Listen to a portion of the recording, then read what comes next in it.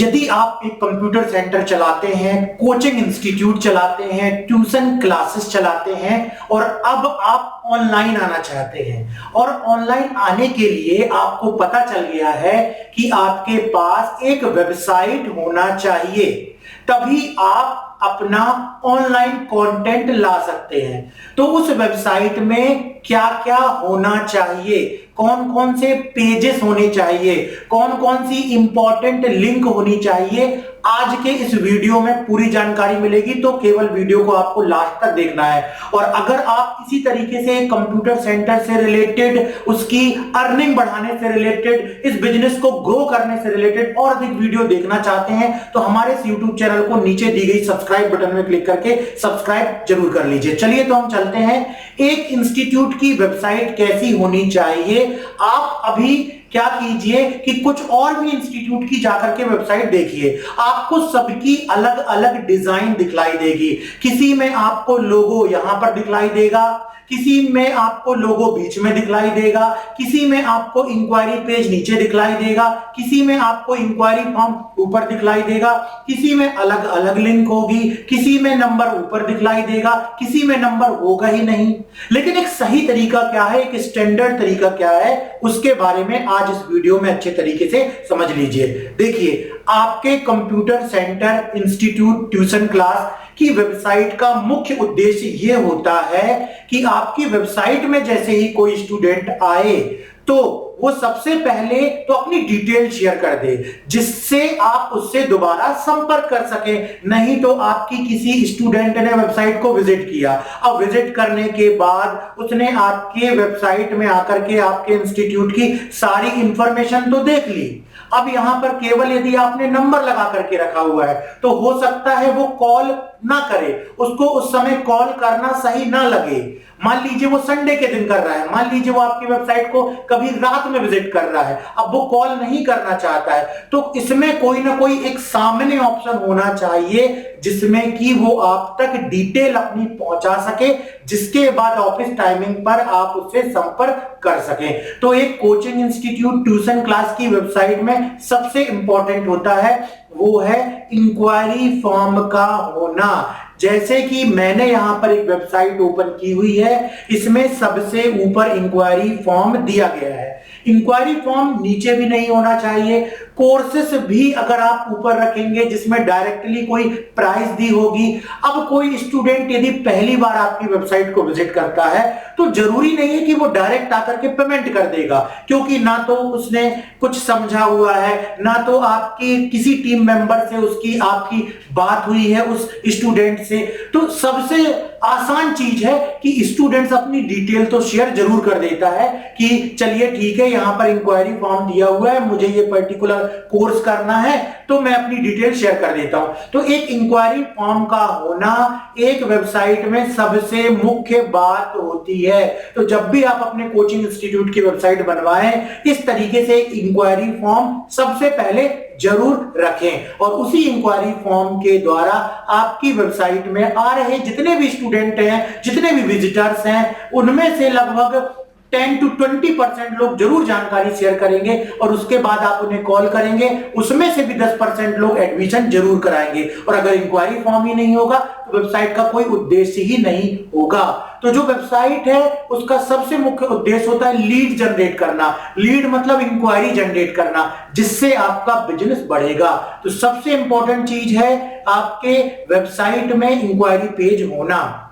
इसके बाद देखिए आपके इंस्टीट्यूट के बारे में। जी हाँ, आपका इंस्टीट्यूट कहां है और कब ये जो है बना हुआ है, कब ये इंस्टीट्यूट की नींव रखी गई थी, किस सन में, तो ये सारी चीजें आपको इंस्टीट्यूट के बारे में यहां पर जरूर देनी है। उसके बाद आपके इंस्टीट्यूट की फैसिलिटी क्या क्या है। जी हाँ, जैसे देखिए यहां पर एक्सप्लोर बाय फैसिलिटी दिया गया है कि जो ये इंस्टीट्यूट है जिसकी वेबसाइट हम देख रहे हैं, टाइम फ्लेक्सिबिलिटी, आप कभी भी आकर के जो है यहां पर स्टडी कर सकते हो। जैसे पूरी जो टाइमिंग होती, कभी कोई स्टूडेंट अगर प्रैक्टिकल करने आता है, वो सुबह नहीं आ पाया तो वो इवनिंग टाइम में भी आ सकता है। टाइम फ्लेक्सिबिलिटी भी आपके इंस्टीट्यूट की एक फैसिलिटी है। प्लेसमेंट है, सिक्योरिटी है, बैच फ्लेक्सिबिलिटी है, लो फीस स्ट्रक्चर है, कोर्स मटेरियल है, थ्योरी टू प्रैक्टिकल है, वेरीफाइबल सर्टिफिकेट्स है और डाउट क्लियरिंग सेशन है। तो ये सारी जो भी फैसिलिटी है, आप सोचिए, थिंक अबाउट योर फैसिलिटी। जब तक आप अपने स्टूडेंट्स को ये शोकेस नहीं करेंगे कि एक्चुअल में जब वो आपके इंस्टीट्यूट में आएगा, एडमिशन लेगा, तो उसको क्या क्या फैसिलिटी मिलने वाली है, तब तक वहां पर स्टूडेंट्स के आने की संभावना कम ही होगी।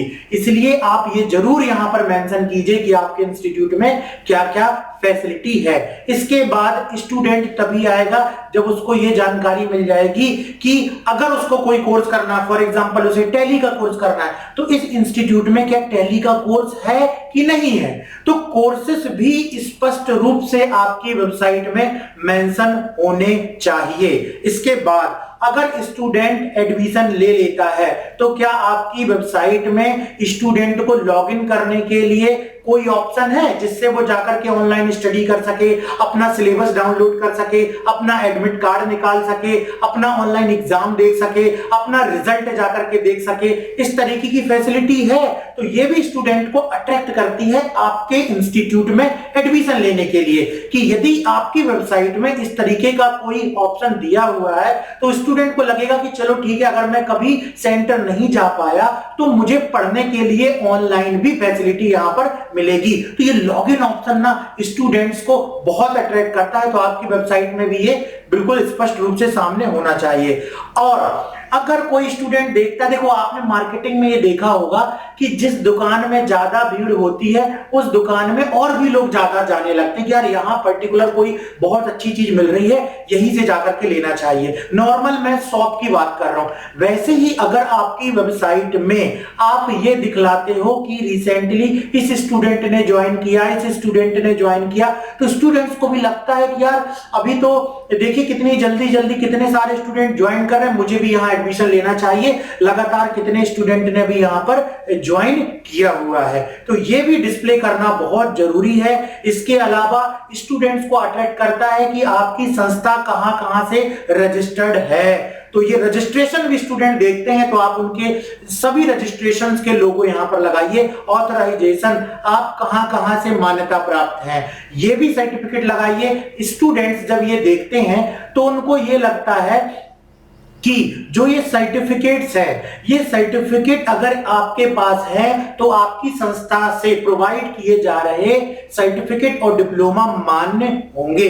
तो इसी कारण से आप यहां पर ऑथराइजेशन के सर्टिफिकेट जरूर लगाइए।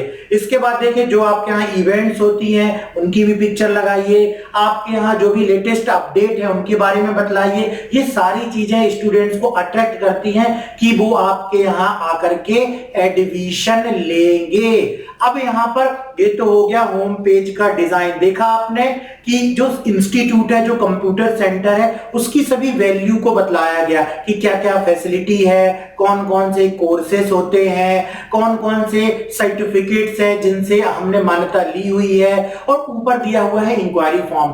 वेल स्ट्रक्चर्ड वेबसाइट का कंटेंट कुछ इस प्रकार से ही होना चाहिए। अब स्टूडेंट्स को मेन्यू में देखिए होम पेज दिया गया है, अबाउट, जिसमें चेयरमैन का मैसेज, डायरेक्टर मैसेज, विजन क्या है, टीम कौन कौन सी है, फैकल्टीज कौन कौन सी, कई बार स्टूडेंट ये भी चेक करते हैं कौन कौन से कोर्सेज हैं आपके इंस्टीट्यूट में। ये सारी चीजें बाकायदा कैटेगरी वाइज दी गई है। स्टूडेंट जोन, अगर स्टूडेंट एडमिशन लेता है तो क्या वेबसाइट में कहीं कोई स्टूडेंट ऑप्शन है जिसमें जाकर के स्टूडेंट अपना सर्टिफिकेट का सैंपल देख सके, स्टूडेंट अपने सर्टिफिकेट को वेरीफाई कर सके, लॉगिन कर सके, सर्टिफिकेशन का वेरिफिकेशन कर सके और आईडी कार्ड निकाल सके। तो स्टूडेंट्स को लगता है कि यार ऑनलाइन ही बहुत अच्छी चीजें दी गई यहाँ पर। स्टूडेंट्स अगर ऑनलाइन एग्जाम देने की फैसिलिटी आप रखते हो तो भी स्टूडेंट्स को ये लगता है कि चलो अच्छा है, मैं घर बैठे भी एग्जाम पास कर सकता हूं। अगर मैं आपके इंस्टीट्यूट में आ नहीं सकता, मैं कहीं और किसी और दूसरे स्टेट का भी हूं,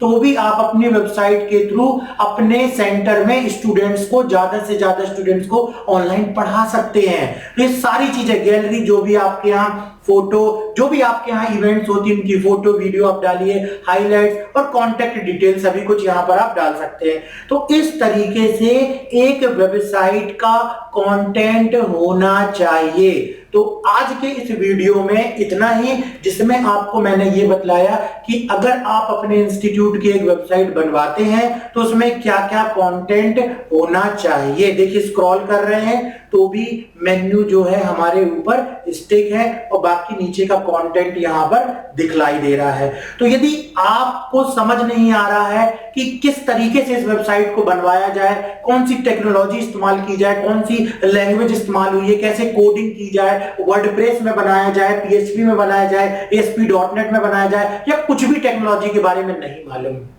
आप हमसे संपर्क कर सकते हैं।